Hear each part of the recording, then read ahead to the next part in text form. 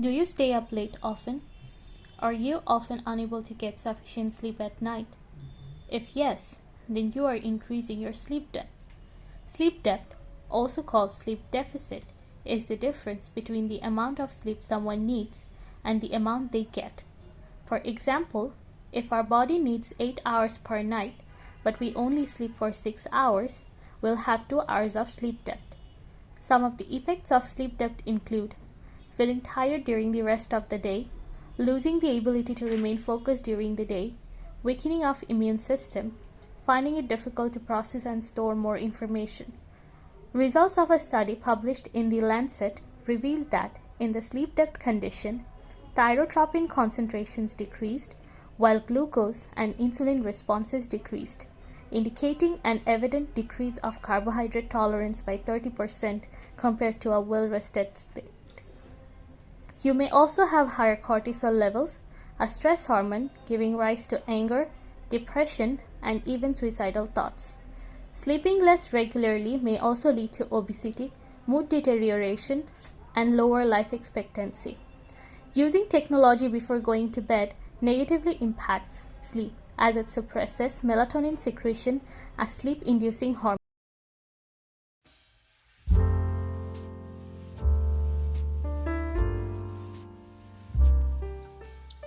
In this documentary, we would like to investigate what factors affect sleep debt in Hong Kong University students.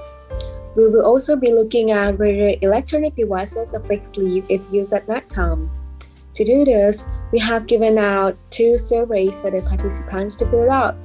The first one is to evaluate nighttime technology use to see whether the use of technology at nighttime appears to affect sleepiness. The second one is Epworth Sleepiness Survey, a self-administered questionnaire developed by Dr. Murray Jones to measure the general level of daytime sleepiness. We also have conducted a few interviews with the participants involved. Here is some of the footage.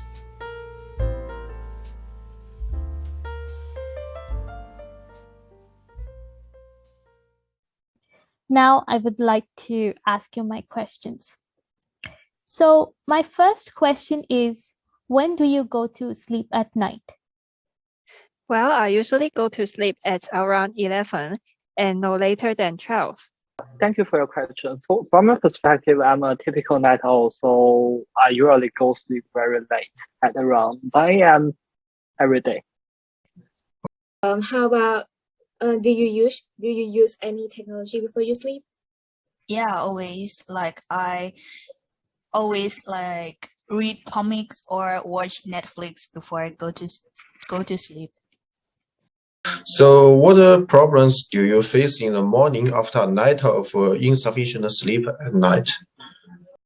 Sometimes I need to stay up very late to meet some deadlines, and in such kind of situation, I feel it is very challenging for me to concentrate. So I think it is of great significance to maintain a regular sleep.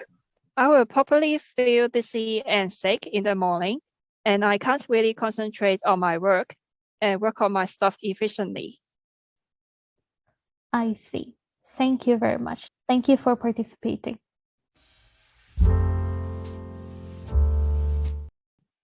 From the first survey about nighttime technology uses, we have found that over 2/3 of participants usually sleep between 12 a.m. and 2 a.m., and almost 3/4 typically sleep 7 to 9 hours at night.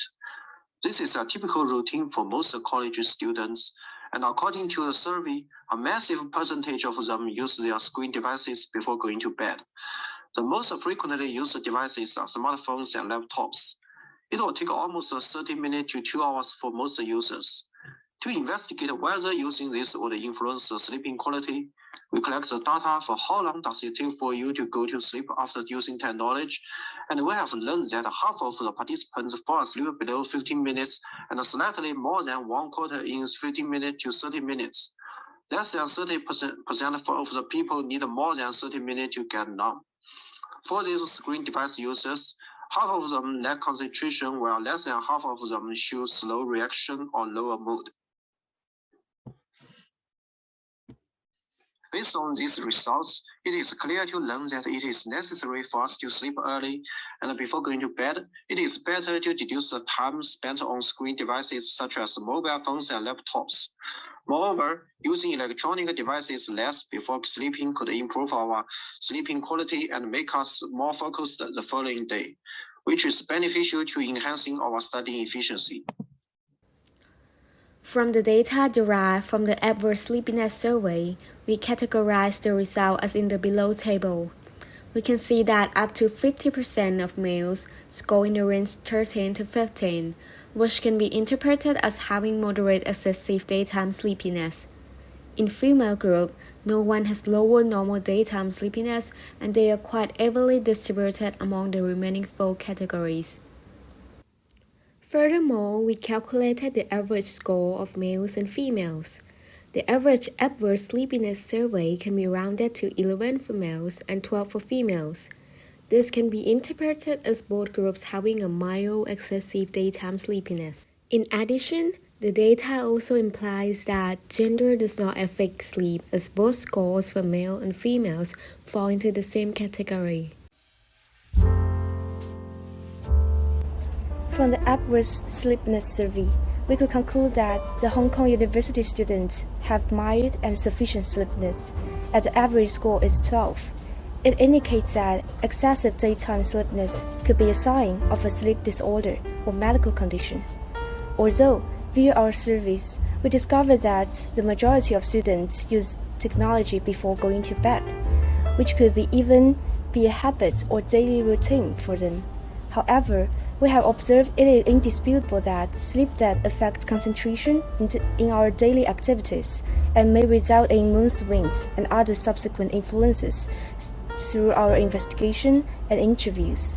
Using electronic devices before going to bed may negatively impact the quality of your sleep. To summarize, the sleep deficit is highly likely to cause discomfort and inefficiency during daytime. Consequently, much workload may be placed till nighttime, which possibly occupies the time of your sleep. And then, the increase in sleep debt leads to a vicious circle.